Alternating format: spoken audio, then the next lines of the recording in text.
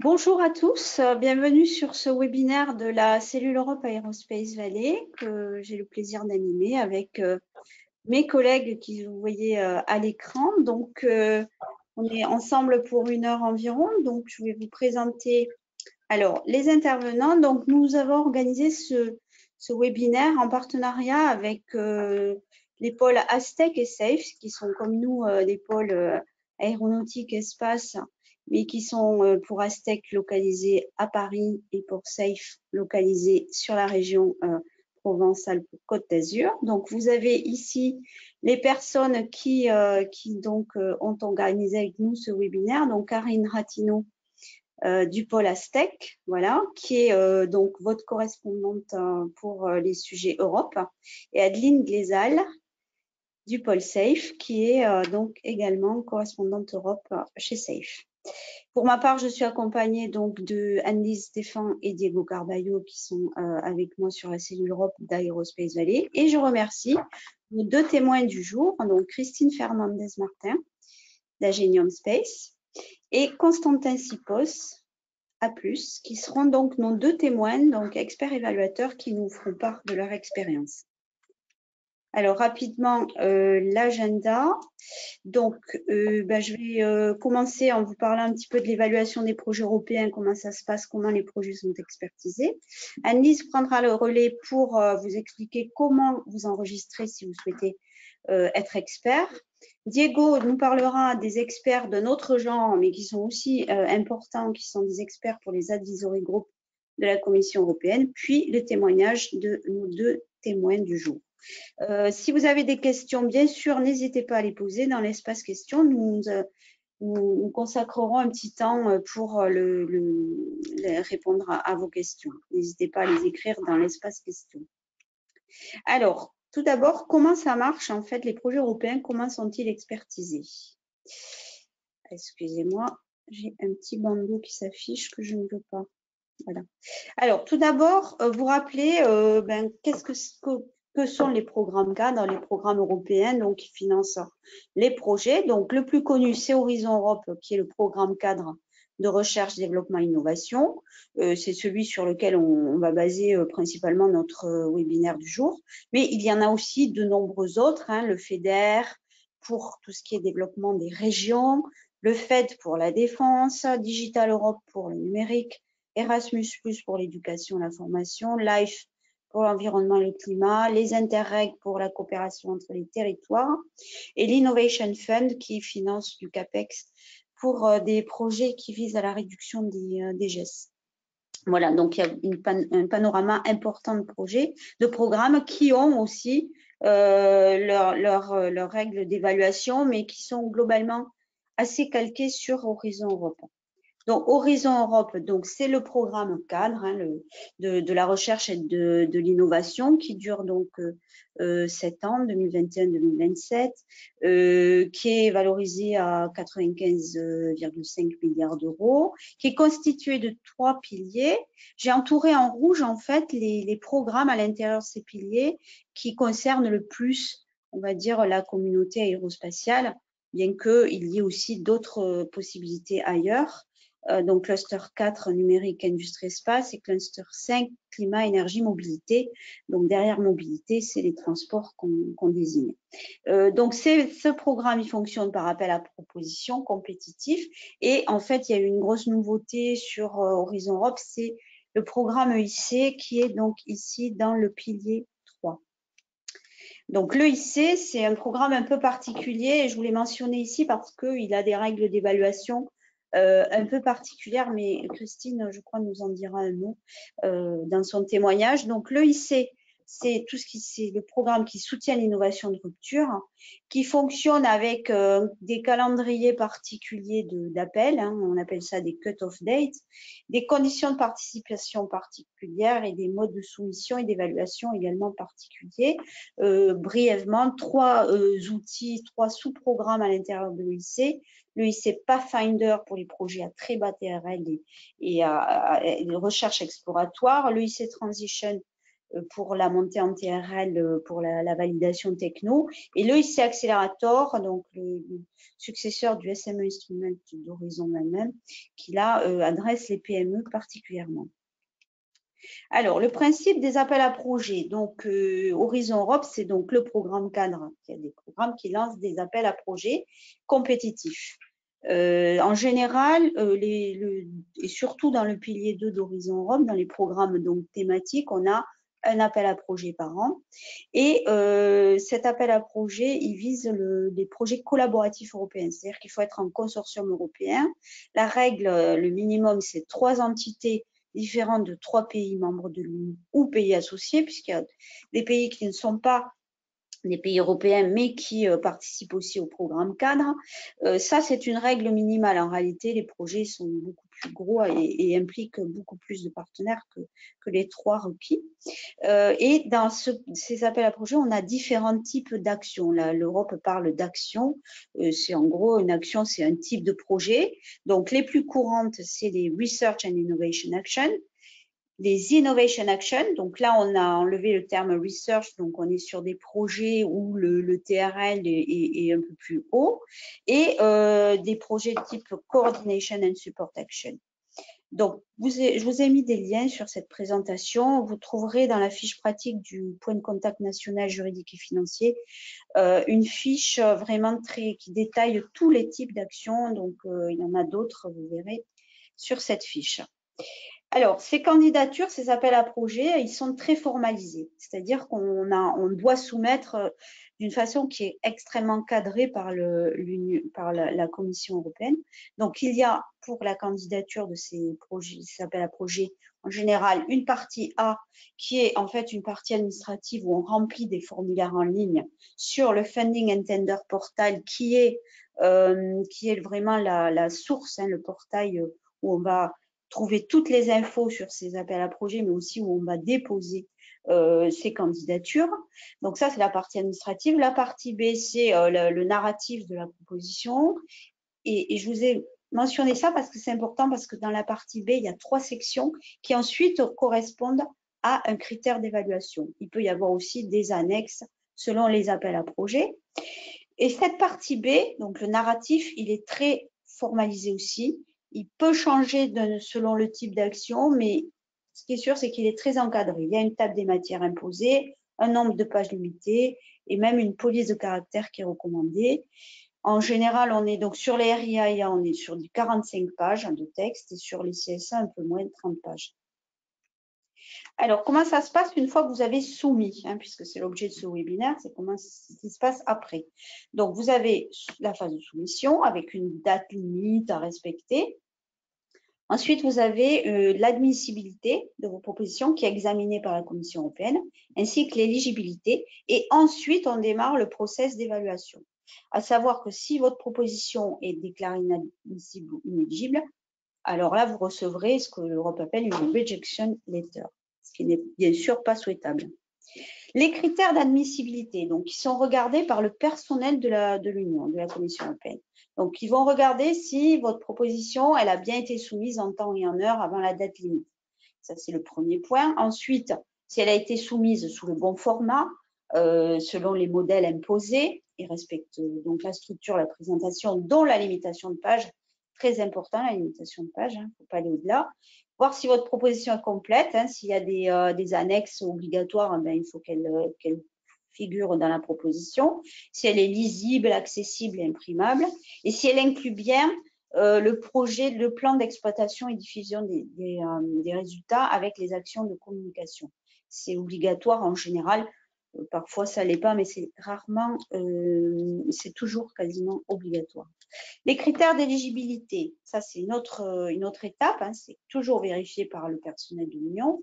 Donc là, il vérifie si l'éligibilité du consortium, c'est-à-dire est-ce que chaque partenaire a bien un code PIC, donc c'est un Participant Identification Code c'est un encodage en fait des données de l'entité automatique et il faut avoir utilisé ce code pour participer. Et elle vérifie si le consortium il est éligible, hein, puisque je vous ai dit il y a des règles minimales d'éligibilité. Ensuite, elle vérifie que les activités soient conformes avec les règles de l'appel, niveau de TRL, conformité éthique, etc. Et d'autres critères spécifiques qui peuvent être imposés.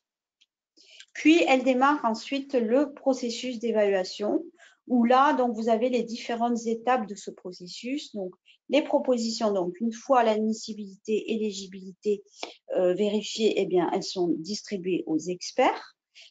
Puis, les experts vont lire les propositions de manière individuelle, soit sur place, c'est-à-dire à Bruxelles, soit en distanciel.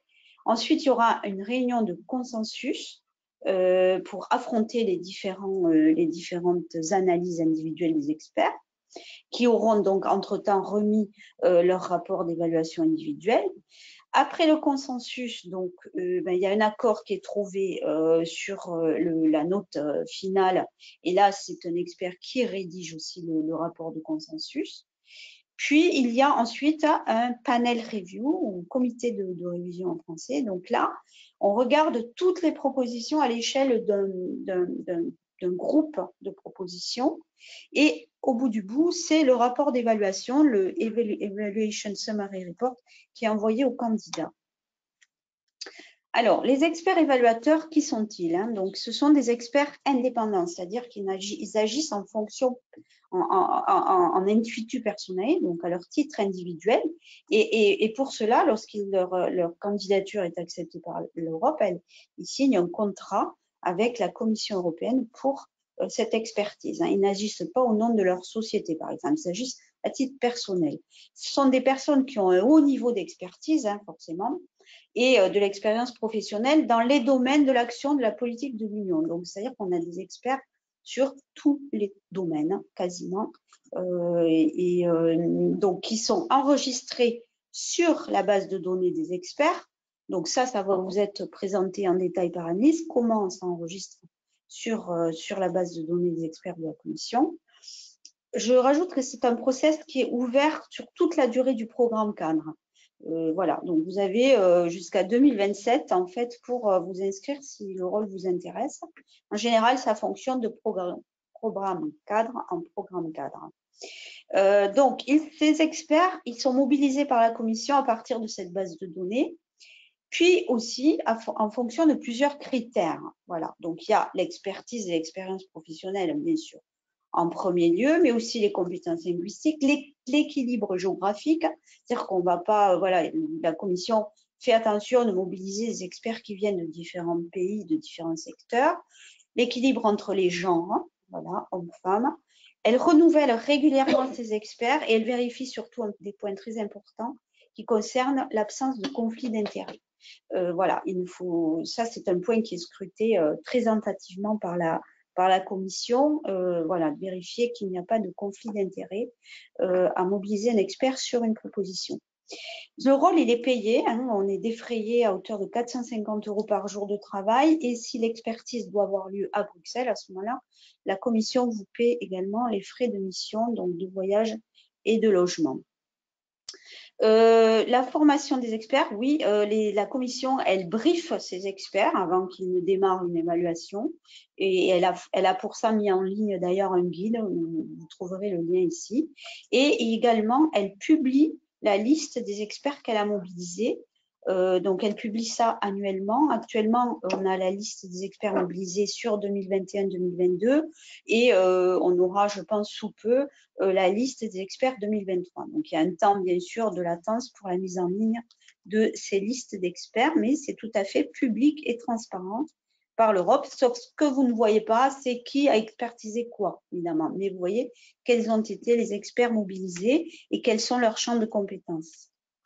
Voilà, alors là, je vous ai mis quelques données du ministère sur, en fait, les experts évaluateurs, donc tels que le ministère s'est livré, le ministère de l'enseignement supérieur de la recherche, donc s'est livré à quelques analyses. Donc, sur Horizon 2020, ils ont fait état de 3183 experts évaluateurs de nationalité française qui ont été mobilisés, qui chacun ont évalué donc en moyenne 36 propositions, ça me semble assez élevé, mais ça c'est sur la durée du programme cadre, donc les 7 ans d'Horizon 2020. Depuis le début d'Horizon Europe, il y a 2206 experts français qui sont inclus dans la base de données de la commission donc au 1er juillet 2022. Et donc quelques conseils aussi qui viennent direct du ministère, c'est des conseils qui m'ont été donnés par le PCN juridique et financier. C'est quand vous vous inscrivez, faites attention aux mots-clés d'expertise que vous devez mettre donc sur votre profil. Il faut essayer tant que faire se peut de les faire coller au programme Horizon Europe pour que voilà vous soyez sélectionné. Et il faut aussi mettre à jour régulièrement son profil et ses compétences. La Commission européenne recherche beaucoup les experts femmes, voilà, qui sont trop faibles par rapport aux hommes. Donc, dans le souci de parité de la Commission européenne. Vous trouverez donc les infos sur le site du ministère. Voilà, vous voyez que la provenance des experts, elle est très diverse. Hein, vous voyez ça sur le diagramme de droite. Donc, la grande majorité, on les trouve dans les organismes de recherche, mais pas que. Le secteur privé, donc 28%. Alors, les établissements, c'est les universités ou les écoles, donc 21%.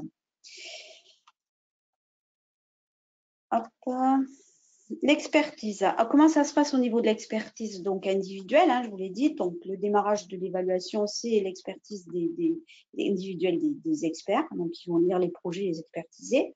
En général, il y a minimum 3 experts individuels par proposition. Ça peut monter à 4, je crois, sur le programme EIC, mais c'est 3 minimum. Donc, ils vont noter ces projets par critères. Donc, les 3 critères les 3 chapitres de la partie B de la proposition, c'est les 3 critères d'évaluation: excellence, impact, implémentation. Donc, ces critères peuvent varier selon le type de projet ou d'appel. Je vous ai mis en bas dans le tableau ce qu'on met derrière chaque critère pour les RIA et les IA d'Horizon Europe. Donc, l'excellence, c'est tout ce qui est lié à la clarté, à la pertinence des objectifs, l'ambition du projet, en quoi le projet va dépasser l'état de l'art et en quoi la méthodologie pour dérouler le projet est crédible. L'impact, c'est comment le projet va répondre aux objectifs et impacts du programme de travail auquel il répond, l'échelle et l'importance de ces impacts. Alors, l'impact, c'est l'impact aussi au niveau des politiques de l'Europe, mais surtout au niveau quand même du programme sur lequel le projet répond, et la qualité des mesures qui seront mises en place pour maximiser cet impact. Donc, l'exploitation, la diffusion des résultats, la communication. Et l'implémentation, c'est le work plan, comment le programme, le work plan, les work packages sont cohérents, efficaces, en quoi les risques ont bien été évalués, comment le budget, est-ce que le budget a été bien monté, voilà. Et aussi les compétences et l'expérience de chaque partenaire du projet et comment le consortium est de qualité. Voilà, vous avez plus d'infos sur ces critères d'évaluation. Je vous ai mis des liens, hein, vous aurez le lien, vous aurez la présentation. Et sachez aussi qu'il y a des evaluation forms qui sont disponibles pour chaque action. Donc, ça vaut le coup, quand on répond à un appel, de regarder cette évaluation pour voir si faire sa propre évaluation avant que les experts ne la fassent. Les propositions, chaque expert donc, va noter chaque critère sur une base de 0 à 5. Donc, avec un seuil à atteindre par critère, si on veut gagner, il faut avoir au moins 3 sur 5 à chaque critère. Et il faut avoir au global minimum 10, donc 10 sur 15 pour être ranké, pour être alors pas retenu pour financement, mais ranké, je vais dire. Donc, il faut dépasser les 2 seuils, à la fois le seuil du critère et le seuil global. Voilà, donc une fois que le scoring a été établi par chaque expert, eh bien, le consensus meeting, la réunion de consensus, qui est piloté, modéré par quelqu'un de la Commission européenne, donc a lieu. Chaque expertise va être confrontée, ils vont discuter pour s'entendre sur une note finale et le rapporteur donc, va écrire le consensus report qui servira de base pour l'Evaluation Summary Report. Voilà, donc le ranking, là vous avez vraiment le détail, donc vous voyez réception des propositions, évaluation individuelle, consensus groupe et ensuite le fameux panel review qui est très important aussi. Donc une fois que les propositions ont été, donc la note finale a été agréée dans le consensus meeting, eh bien il y a un panel review qui va confronter plusieurs propositions d'une même thématique. Et qui va donc les lister, les ranker, les lister en fonction de la note qu'ils auront obtenue. Donc, ce panel, il est dirigé par la Commission européenne, mais il est aussi les experts qui ont participé au consensus groupe participent aussi à ce panel review. Et donc, ils établissent une ranking list avec la main list et la reserve list. La main list, ce sont les propositions qui sont les mieux notées et qui vont être normalement retenues pour financement. Et il y a ensuite une réserve liste qui sont des propositions bien notées, mais qui ne sont pas rankées sur le haut de la pile, en fait, et qui donc pourront être financées s'il y a une défaillance d'un projet retenu en main list. Il y a très rarement de cas où les projets de réservistes sont financés, malheureusement. Voilà, donc il y a des ex-aequo parce que les notations, elles vont chercher souvent les 2 chiffres après la virgule. Donc, c'est souvent des scores qui sont très serrés. Je vous ai dit 10 sur 15, en réalité, pour être retenu, il faut aller bien au-delà de 10. On a des propositions qui sont à 13, voire 14. Pour être retenu, c'est vraiment un niveau d'excellence.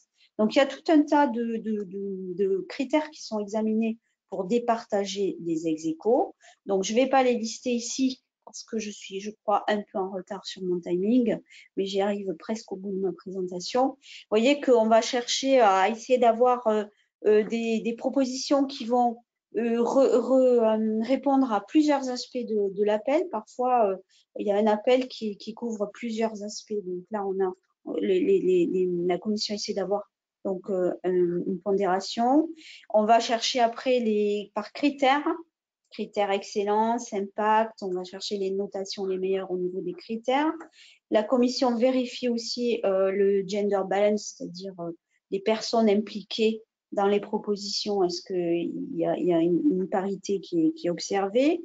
Ensuite, ils vont regarder le critère de la diversité géographique à l'intérieur d'un projet et ensuite ils peuvent aller chercher encore d'autres critères pour départager ces ex-aequo, comme par exemple la présence de PME dans les projets. Important, avant de dire à une proposition qu'elle est retenue, la Commission européenne regarde la capacité financière du coordinateur et ça le fait systématiquement quand la subvention est demandée supérieure ou égale à 500 000 euros. Il n'y a que quand c'est des entités publiques coordinatrices, que là, cette capacité financière n'est pas vérifiée. Quant à la capacité opérationnelle, elle la regarde aussi, mais sur la base du critère implementation. Une fois que donc tout ça est validé, la commission envoie un Evaluation Summary Report avec une Evaluation Result Letter.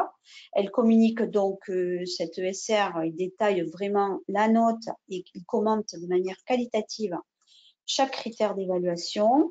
Il y a la possibilité de contester une évaluation, mais uniquement sur les aspects procéduraux, parce que là-dessus, il n'y a pas moyen de contester une évaluation sur le côté qualitatif de l'évaluation. Donc, il y a quand même cette procédure qui existe. Pour l'EIC et le Fonds européen de défense, c'est des critères qui sont très particuliers. Donc, l'EIC Accelerator, vu que c'est une soumission en plusieurs étapes, les étapes 1 et 2 se font à distance. En revanche, pour l'étape 3, c'est un jury d'experts qui est mobilisé en présentiel pour faire pitcher les projets retenus sur les étapes précédentes. Et pour le Fonds européen de défense aussi, c'est toujours la base de données de la Commission européenne. En revanche, pour être expert sur le FED, il faut avoir une habilitation de défense. Voilà, et maintenant, je passe la parole à Annelise pour comment s'enregistrer en tant qu'expert. Désolée pour le petit retard. Merci Fabienne. Donc maintenant, je vais vous montrer comment vous enregistrer en tant qu'expert. On peut passer à la première slide. Donc pour vous enregistrer, il faudra aller sur le portail Funding and Tender, voilà, qui est le site que vous connaissez déjà si vous avez déjà candidaté à des appels à projets européens, puisque c'est notamment là-dessus que vous pouvez trouver les appels. Donc pour commencer, il faudra avoir un compte sur le Funding and Tender Portal. Donc si vous en avez déjà un, il suffira de commencer par vous connecter. Sinon, vous pouvez créer votre compte en haut à droite de la page. Ensuite, donc une fois que vous avez un compte, que vous êtes connecté, vous verrez qu'il y a un petit espace dans la barre de menu en haut qui s'appelle Work as an Expert. Donc il faut vous rendre sur cette page et c'est sur cette page que vous allez pouvoir trouver tous les documents de référence sur le rôle d'expert. Donc c'est notamment là que vous avez le texte de l'appel à expression d'intérêt pour être expert. Donc comme on l'a dit tout à l'heure, c'est un appel qui est ouvert en continu. Vous pouvez vous enregistrer à n'importe quel moment. Et vous pouvez aussi trouver là les modèles de contrats donc, qui sont passés entre la commission et les évaluateurs. C'est là aussi que vous avez les informations sur les guides et les règles qui sont à respecter pour les évaluateurs. Et donc là aussi, vous avez donc la partie Register as an Expert où vous pouvez commencer le processus d'enregistrement. On peut passer à la slide suivante. Donc, quand vous commencez à vous enregistrer, on va vous demander toute une série d'informations que vous pouvez voir dans le tableau sur la slide. Donc, évidemment, des informations personnelles sur votre identité, votre nationalité également. On va vous demander de choisir qui peut voir votre profil. Donc là, il s'agira de sélectionner les programmes pour lesquels vous souhaitez être évaluateur. Par défaut, vous pouvez être choisi comme évaluateur pour tous les programmes européens, mais si vous souhaitez en sélectionner seulement certains, comme par exemple que Horizon Europe, vous pouvez le sélectionner à cet endroit-là. Comme on l'a dit tout à l'heure aussi, vous allez devoir renseigner des mots-clés. Donc, il faudra en mettre au minimum 3. Et ce sont ces mots-clés-là qui vont permettre de mettre en valeur votre expertise, vos domaines d'expérience, pour ensuite être sélectionné pour être évaluateur. Et vous devez aussi indiquer notamment les langues que vous parlez, évidemment, votre expérience professionnelle et vos niveaux d'études. Donc, ce qu'il faut dire aussi de façon assez claire, c'est que quand vous enregistrez en tant qu'expert, vous enregistrez dans la base de données, donc vous dites que vous êtes intéressé pour être expert, mais ça ne veut pas forcément dire que vous allez faire des évaluations. En fait, la Commission européenne sélectionne parmi cette base de données les experts en fonction de ses besoins. Donc, comme l'a dit tout à l'heure Fabienne, en fonction de leur expertise, de leur expérience professionnelle, des langues parlées. Et il y a aussi une attention qui est faite au fait d'avoir un certain équilibre entre les experts pour avoir une certaine représentation. Donc, c'est sur ces critères-là qu'on pourra vous solliciter pour réaliser des évaluations. Quand vous vous enregistrez, votre éligibilité, elle n'est pas vérifiée, elle sera vérifiée seulement si vous êtes présélectionné pour réaliser des évaluations et c'est notamment à ce moment-là qu'on vérifiera s'il n'y a pas de conflit d'intérêt. Et donc, on peut répéter les conseils donnés tout à l'heure pour augmenter vos chances d'être sélectionné, donc de mettre à jour régulièrement vos informations dans la base de données et de bien choisir les mots-clés. Ça peut être intéressant d'aller voir dans les programmes qui vous intéressent quels sont les mots-clés qui reviennent régulièrement et en lien avec votre expertise pour pouvoir choisir les bons mots-clés. On peut passer à la suivante. Donc, une fois que vous êtes enregistré dans la base de données, vous aurez accès à un nouvel espace sur votre compte Funding and Tender, donc qui sera My Expert Area. Donc, vous verrez dans le bandeau de gauche que vous avez cet espace qui est désormais accessible. Et c'est dans cet espace-là que vous pourrez réaliser toutes les activités liées à votre rôle d'expert. On peut passer à la slide suivante. Donc, vous verrez dans cet espace-là que vous avez accès à la possibilité de mettre à jour vos données. C'est aussi là que vous allez recevoir des invitations à expertiser si vous êtes sélectionné par la commission pour réaliser des évaluations. Si vous acceptez, il y aura un contrat qui va être signé avec la Commission européenne. C'est par cette interface que vous allez signer les contrats. C'est aussi dans cet espace-là que vous allez pouvoir suivre les tâches d'évaluation que vous avez à réaliser. Et c'est aussi là que vous pourrez faire les demandes de paiement à la fin des évaluations et de vos remboursements de frais. Et pour finir, je voulais aussi vous montrer où vous pouvez trouver plus d'informations sur comment vous enregistrer et réaliser toutes les tâches liées à votre rôle d'expert. Donc, sur le Funding and Tender Portal, vous avez une section Guidance and Documents. Et si vous allez dans la partie Guidance Manuals, vous avez une partie donc, qui s'appelle IT How To. Et ça vous donne accès à plein de tutoriels qui vous expliquent comment utiliser les différents espaces du portail et notamment l'espace expert. Si on peut passer à la slide d'après. Donc, quand vous allez dans cette section IT How To, vous verrez donc il y a un espace dédié au travail d'expert. Si on peut passer à la suivante. Et donc, dans cet espace-là, vous avez des tutoriels qui sont détaillés étape par étape pour vous expliquer comment vous enregistrer, comment gérer vos contrats, vos paiements, évaluer les propositions, etc. Donc, c'est une ressource intéressante à connaître. Et pour terminer, dans cet espace-là, toujours dans Guidance and Documents, mais cette fois-ci dans la section Reference Documents, c'est là que vous pouvez trouver la liste des experts qu'a mentionné Fabienne tout à l'heure. Donc, si vous voulez aller voir les personnes qui sont expertes et notamment aller voir les mots-clés, puisque dans ce document-là, vous verrez les mots-clés qui sont utilisés par les experts. Donc, ça peut vous donner des indications pour choisir les mots-clés à mettre sur votre profil. Donc, voilà pour comment vous enregistrer et je vais laisser Diego vous parler des experts des Advisory Group. Merci beaucoup, Anne-Lise. Alors, de mon côté, on souhaitait vous faire une petite parenthèse sur un autre type d'expertise qui peut vous intéresser, qui est assez lié aux activités des secteurs aérospatiaux, mais aussi au type d'expertise que vous pouvez mettre à disposition de la commission. C'est les experts des advisory group. En gros, les groupes d'experts de la commission. L'idée ici, c'est qu'on considère des groupes d'experts en tant qu'organes consultatifs thématiques avec pour mission d'assister la commission sur tout sujet qui va être lié avec justement la thématique du groupe d'experts ciblé. Ici, on est plus sur une expertise pour des évaluations de propositions, mais on est plus sur une orientation des politiques de l'Union européenne. L'idée, ce serait d'apporter un support sur tout ce qui va concerner des propositions législatives, proposer des avis et des recommandations à la Commission. C'est aussi l'opportunité d'apporter un support sur l'élaboration des futurs programmes de l'Union européenne, notamment sur tout ce qui va concerner Horizon Europe ou d'autres types de programmes qui peuvent exister. Ce qu'il faut savoir, c'est qu'il s'agit de groupes qui peuvent être temporaires ou permanents. À titre d'exemple, il y a eu pas mal de groupes qui ont été créés en 2020 au moment du Covid sur justement comment traiter une situation de crise de type pandémie. Et donc, sur le registre Internet, vous allez pouvoir trouver la liste de ces groupes d'experts. Pour l'instant, il y en a 1099 qui sont accessibles en ligne et totalement publics. Donc, pour le coup, qui va-t-on retrouver dans ces groupes? Qui sont les membres de ces groupes?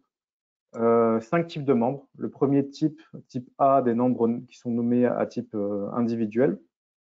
On peut aussi retrouver via le type B des regroupements d'intérêts, type réseau ou organisation, on va dire, rassemblant plusieurs autorités. Dans le type C, on va retrouver des membres qui vont représenter des organisations au sens large du terme, soit des entreprises, associations ou ONG. Type D, on va retrouver des autorités des États membres, des représentants des 27 européens. Et dans le type E, d'autres entités publiques. Concrètement, on va y retrouver les pays associés d'Horizon Europe ou associés à l'Union européenne, mais aussi les candidats pour une adhésion à l'Union européenne. Ce qu'il faut savoir, c'est que pour les types A, B, C, il s'agit de recrutements qui sont faits via des appels publics. Pour les types D et E, étant donné qu'on va toucher des autorités publiques, ce sont des représentants qui sont désignés. Chaque groupe va être présidé par un représentant de la Commission européenne et notamment la DG qui va être associée à la thématique de ce groupe. Donc, si vous souhaitez candidater, comment candidater? Il y a des appels à candidatures qui sont ouverts sur le portail justement de ces groupes d'experts avec 2 types. Le premier qui va concerner des appels avec une date limite et le second qui va concerner des appels permanents. Donc, il va y avoir beaucoup plus d'appels permanents, mais vous pouvez tout de même regarder les appels avec date limite. Bon à savoir, vous avez la possibilité, si vous ne souhaitez pas aller jusqu'à vous inscrire et participer à ces groupes-là, vous pouvez vous abonner à ces groupes pour recevoir des comptes rendus des discussions. À titre d'information, je vous ai mis une capture d'écran d'un groupe qui risque de vous intéresser, hein, qui est le groupe d'experts lié aux politiques et programmes de l'UE concernant l'espace, la défense et l'aéronautique. Et si vous souhaitez avoir plus d'informations sur ces groupes, vous pouvez accéder au portail que je mentionne depuis ces quelques minutes via l'hyperlien qui a été ajouté hein, sur ces slides. Et donc sur la slide suivante, hein, avant de laisser la parole à nos experts, on vous a mis quelques exemples de groupes thématiques liés à l'ASD qui pourraient vous intéresser. Alors les slides vous seront partagés à la suite du webinaire. Pour chaque groupe, vous avez un hyperlien qui vous enverra sur sa description et sur la possibilité de pouvoir suivre ces interactions. Voilà, donc si vous avez des questions, n'hésitez pas à les poser dans le chat. Donc, je vais laisser la parole à nos experts pour leur témoignage. Merci beaucoup. Alors, avant de céder la parole à Christine et Constantin, donc on va peut-être répondre aux questions qui sont sur le chat. Alors, sur quelle base la commission évalue l'expertise des experts sur cette déclaration des experts? Écoutez, oui, je pense que par rapport au CV, hein, parce qu'il y a quand même, on vous demande de déposer votre CV et également de décrire sûrement ce que vous avez fait, etc. Donc, je pense que c'est ça, mais peut-être Christine et Constantin auront une réponse à apporter là-dessus.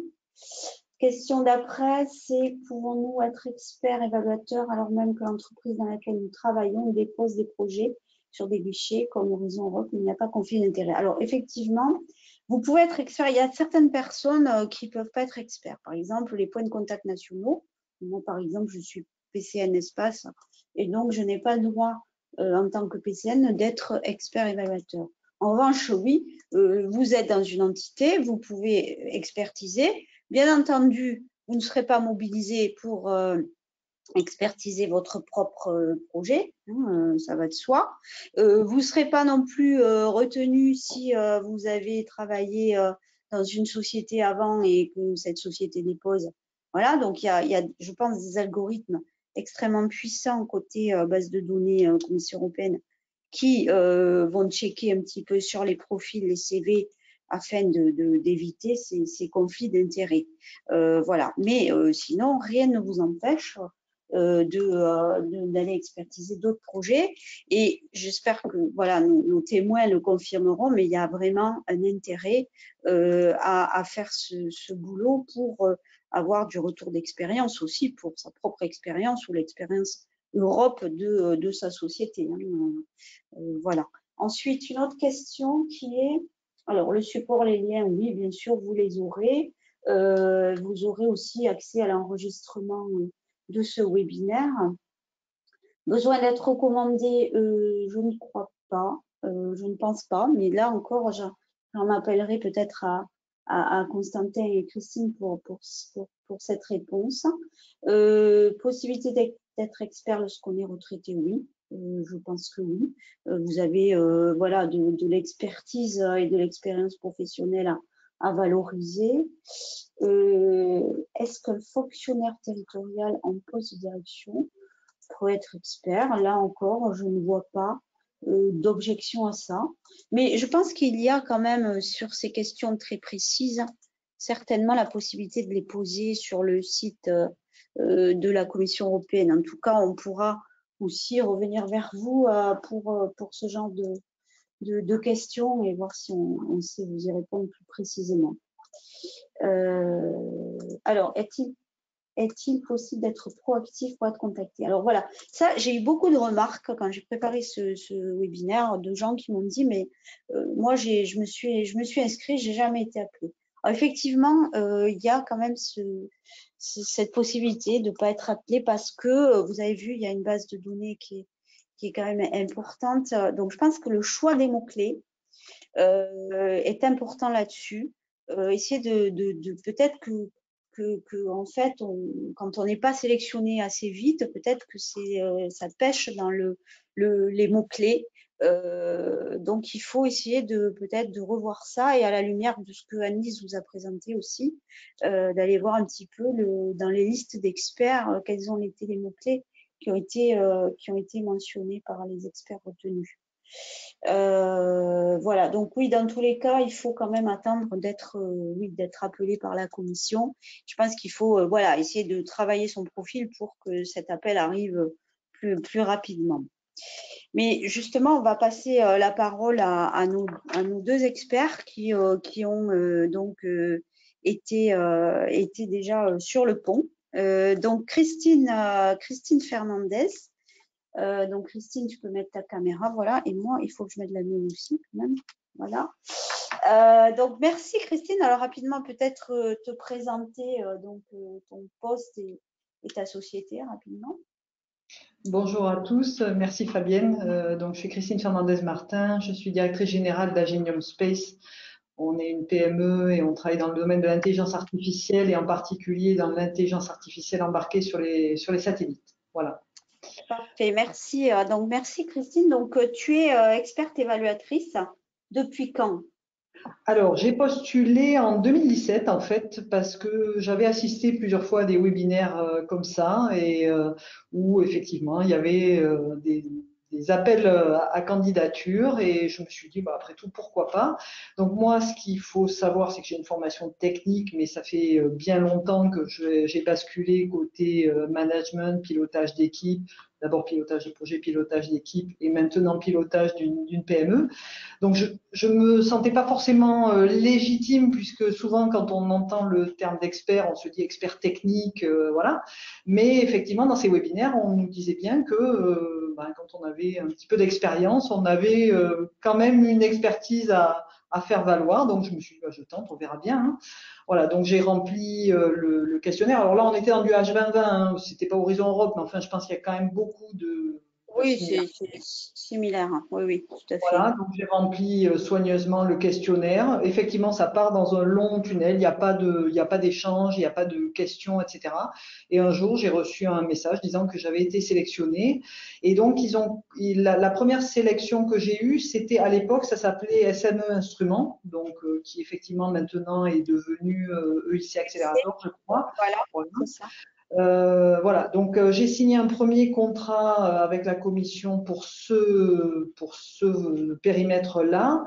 Donc là, je dirais, c'était relativement simple, c'est-à-dire qu'on reçoit des propositions, on doit les évaluer dans notre coin. Il y a un guide, évidemment, ça c'est toujours très très formel, mais il n'y a pas tous ces échanges auxquels j'ai pu assister dans la deuxième étape, puisqu'en 2020, ils m'ont proposé de signer un nouveau contrat, là, carrément pour un call H2020, donc un call Space H2020, où là, on est dans le processus complet que Fabienne a décrit avec la totalité de l'évaluation, donc de la réception des propositions jusqu'à, moi j'ai eu la chance d'assister jusqu'aux dernières réunions et de participer au ranking parce que Fabienne n'a pas précisé tout à l'heure, mais tous les experts, enfin en tout cas pour la partie que j'ai faite, tous les experts n'assistent pas, ne vont pas jusqu'à la dernière réunion, puisqu'à la fin, c'est plutôt effectivement le ranking, et donc ils ont tendance, d'après ce qu'ils nous ont expliqué, à ne garder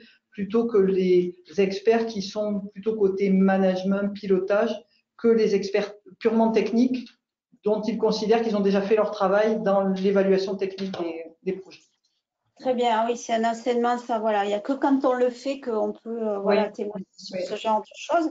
Donc, tu as expertisé donc, sur le SM Instrument, puis sur Horizon 2020 Espace. Donc, j'ai compris. Alors, en distanciel, présentiel, donc sur Horizon. Alors, il se trouve que moi, j'ai été sollicitée en mars 2020. Voilà. Vous vous souvenez ce qu'on faisait tous en mars 2020. Donc, c'était la première fois qu'ils étaient obligés de faire 100% distanciel. Voilà, on n'avait pas le choix, hein, on était tous confinés.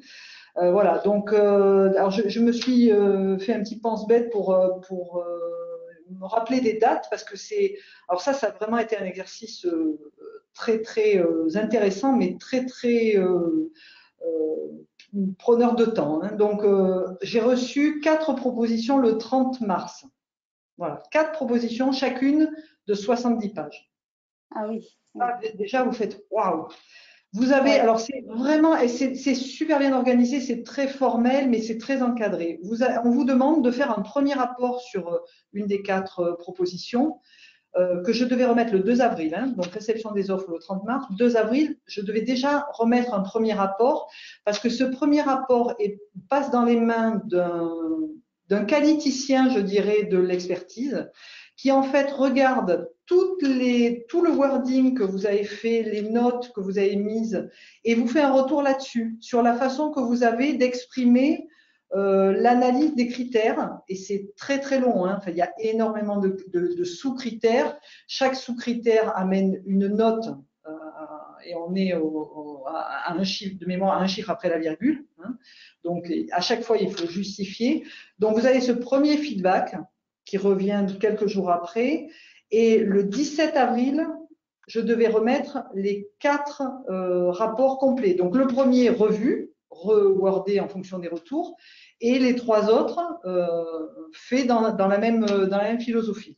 Donc entre le 30 mars et le 17 avril, il y a du boulot. Voilà. Alors après, ça c'était bon. En plus, je pense qu'il y a eu la période d'adaptation du. Oui. De la Après, pandémie. tu l'as dit, hein, il y a une formation avant, donc on est préparé quand même, hein, mais quand on y est, voilà, on se. Oui, tout à fait. Oui. Et par contre, pour ça c'était donc en mars, et pour le programme H2020 espace, donc. Oui, c'est ça. Voilà. Donc ça s'est étalé jusqu'au 17 avril. Ensuite, il y a eu effectivement des périodes moins chargées parce que là, les rapporteurs. Donc pour chaque proposition, nous on était 3 experts, donc 2 techniques et un moins technique, plus management, etc. C'était moi en l'occurrence à chaque fois.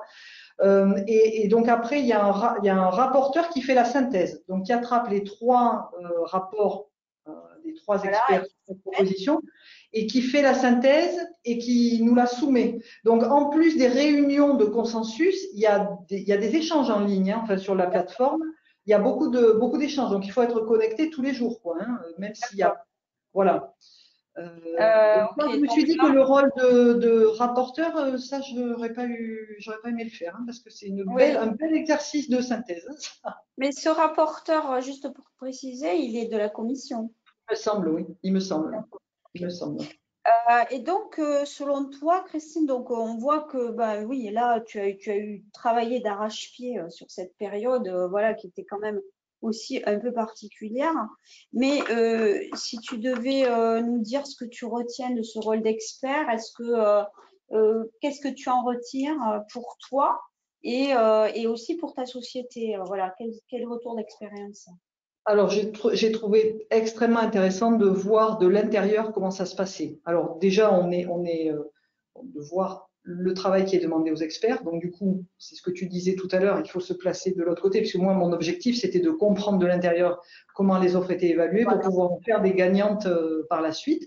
Donc, ça, c'est extrêmement intéressant. C'est aussi très rassurant de voir toute l'organisation qui est mise autour et comment ils vérifient qu'il n'y a pas de problème de conflit d'intérêts, effectivement, au-delà des algorithmes, comme tu disais, Fabienne, qui éliminent la candidature si elle est en conflit d'intérêts. À chaque étape, on nous demande s'il n'y a pas un conflit d'intérêts qu'eux n'auraient pas vu. Voilà, donc même si on remplit un questionnaire détaillé, il peut y avoir des trous dans la raquette, j'imagine. Donc, on a toujours la possibilité de se retirer de ça. Donc, tout ce processus est extrêmement enrichissant, et moi, il m'a permis du côté entreprise, du coup, de comprendre l'importance de la forme de la réponse, parce que c'est pas parce qu'on a une idée géniale et qu'on est sûr qu'elle va intéresser du monde qu'elle va passer, parce que la forme est extrêmement importante. Et moi, ça m'a amené à la conclusion qu'il valait mieux prendre un cabinet d'expertise pour nous aider à la rédaction de la réponse, parce que franchement, c'est un métier de répondre à des offres de ce type-là. Pour vous dire, on a répondu à une offre Horizon Europe l'an dernier. Dès le départ, j'ai dit on prend un cabinet. On a été ranké à 14 ou 14,5 et on a gagné l'an dernier. Voilà. Oui, Mais j'ai vraiment mis là-dedans cette tu as expérience. pu voir la différence des dossiers aussi, peut-être, que tu as expertisé. Ah oui, oui, oui. Alors des dossiers, alors vraiment, et là pour le coup, effectivement, il y a des offres qui étaient extrêmement agréables à lire, bien structurées, etc. Et il y en avait une, c'était un cauchemar. À la deuxième page, où on savait plus à quel niveau de paragraphe on était, de quoi il parlait. Enfin, je me suis dit au début, mais c'est toi qui comprends rien ou quoi. Et en fait, à la réunion avec les 3 experts, c'est ressorti. Et si vous, enfin, vu les délais qu'on a pour évaluer des offres, le travail que ça représente, mais le conseil, c'est faciliter la vie des experts parce qu'un expert qui a de la difficulté à rentrer dans votre offre, ben, il va pas avoir la foi d'essayer d'en sortir la substantifique moelle, et ça se voit, hein, et ça remonte systématiquement. L'expertise humaine, hein, c'est encore pas des machines qui. Exactement, Ça, exactement. voilà.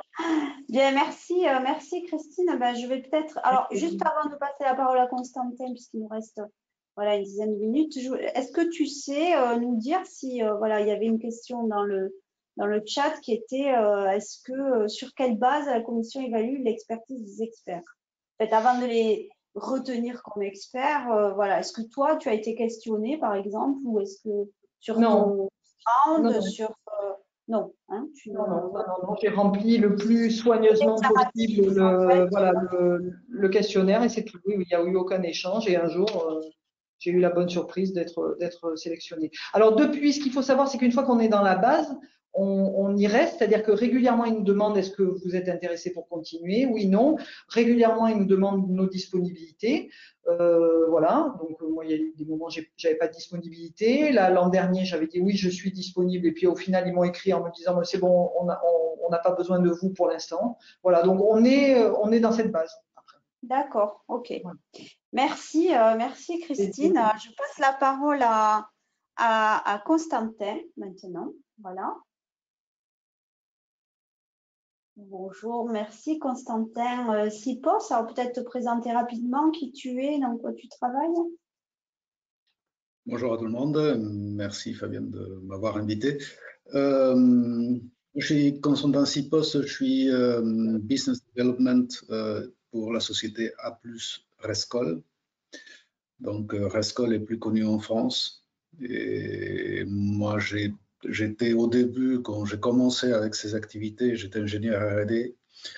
Je suis arrivé à être en charge du département R&D, c'était un département de 42 personnes.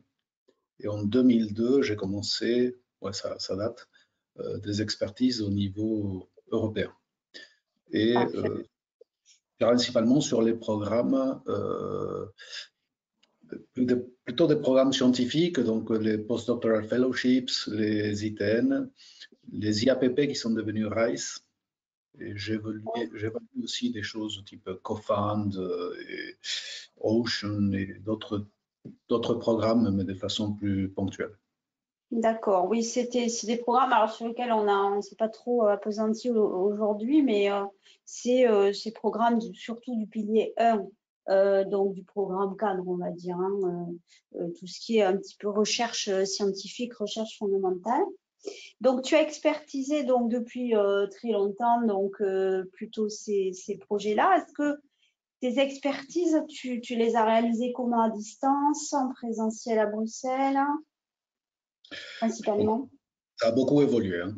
Au début, tout était présentiel, tout. Et avec le temps, la commission, parce que tout ça demande une logistique assez impressionnante, a commencé à mettre en remote pas mal de tâches. Comme Ricine l'a dit, bon, tout ça s'est accéléré avec le Covid. Maintenant, pratiquement toute l'expertise continue à être en remote. Moi, maintenant, je fais vice chair. Enfin, c'est une espèce de chairman pour les évaluations. Donc, nous, on doit aller à Bruxelles encore. D'accord. Donc plutôt, voilà, c'est vrai que le Covid a pas mal changé la donne sur le fonctionnement aussi de ces expertises. Donc quand tu vas à Bruxelles, est-ce que tu as, comme Christine qui a assisté jusqu'au panel review, est-ce que toi tu as assisté aussi à ce genre de final, d'étape finale? Alors, je vais répondre plutôt à une question qui a déjà été posée. Nous, on va à Bruxelles plutôt pour la sélection des experts, du panel d'experts. Donc, on a toute la base de données. Il y a une présélection qui est faite par des algorithmes. Et nous, on va vérifier proposition par proposition le matching qu'a fait l'algorithme, hein, en termes d'expertise et en termes de conflit d'intérêts. Hein. Ce qui répond aussi peut-être à une question qui a été posée, si je suis à la retraite, est-ce que je peux encore trouver? Non, on s'en fout. Il faut qu'il soit expert. Enfin, qu'il soit pertinent dans ça, dans la proposition. Et attention, parce qu'il faut... C'est pour ça qu'il faut rester large dans les keywords qu'on choisit. Parce que si une proposition, c'est par exemple sur les matériaux, résistance thermique pour l'arrivée enfin pour la sortie pour l'intérieur moteur d'une fusée, par exemple, on va vouloir chercher des gens experts en thermique, des gens experts en matériaux, des gens experts en turbine. Donc, on ne cherche pas l'expert qui soit expert dans les 3 domaines. Hein. On va peut-être composer. Hein. Donc, il faut rester relativement large. D'accord. Ok. Oui, ça c'est un vrai sujet parce que voilà, on a aussi beaucoup de gens qui disent s'être inscrits et ne pas avoir été appelés, ça crée un petit peu des espèces de désillusions. Donc il faut aussi prendre en compte ce paramètre. Et donc selon toi, les points positifs d'être expert, le retour que tu peux avoir pour toi ou pour ton entité, qu'est-ce que tu en ressortirais? Alors forcément, l'expertise, ce dont on est expert. Hein. Donc à l'époque où j'étais à l'R&D ou responsable du département R&D, moi, ça me permettait de me mettre à jour, de savoir qui fait quoi. Donc, autant au niveau académique qu'au niveau industriel. Donc, ça, c'était super intéressant. Hein. C'est une espèce de technology watch. Nous, on était très actifs dans les projets européens. On a fait une bonne 50aine. Donc, ça permettait aussi d'avancer pour chercher des partenaires. Et alors, je ne vais pas dire qu'on a appris à écrire avec ça, on n'apprend pas forcément à écrire des propositions. On apprend justement à voir où sont les défauts. Mm. Et bon, je ne t'apprends rien, hein, mais à toi, Fabienne, surtout, mais écrire une proposition, c'est un vrai métier. Et nous, on a créé une équipe en interne qui écrit des propositions. Donc, ce n'est pas les techniques qui les écrivent, c'est des gens dédiés. Et parfois, on sous-traite. Oui, tout à fait. Mais tu as pu voir aussi le niveau d'exigence, en fait, dans ces dossiers et la forme, ce qui a été dit aussi par Christine, la forme à donner au contenu de ces propositions. Il ne faut pas oublier qu'on écrit, comme Christine l'a bien dit, à des experts. Des experts, il y a des équilibres, public, privé. Donc, il faut être pragmatique pour l'expert qui vient du privé. Il faut être détaillé scientifiquement pour l'expert qui vient de l'académique. On voit de moins en moins, enfin, en tout cas, nous, on a vu débarquer à une époque des gens type Oseo, Envar à l'époque, ça date maintenant BPI, ou d'organismes un peu de ce type-là. Cette classe-là, en tout cas dans les d'expert, ce profil-là d'expert, en tout cas dans ce que moi j'expertise, ça a disparu. Mais il ne faut pas oublier qu'on écrit pour un expert. Donc si on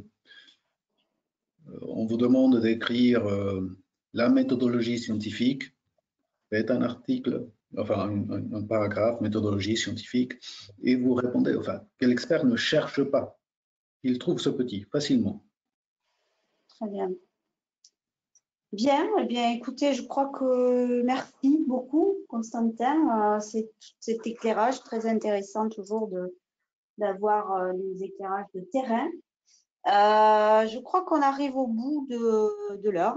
Voilà, donc j'espère que ce webinaire vous aura intéressé. Je remercie tout le monde pour sa participation et je vous dis à bientôt pour un prochain webinaire de la Cellule Europe. Bon appétit et bonne journée.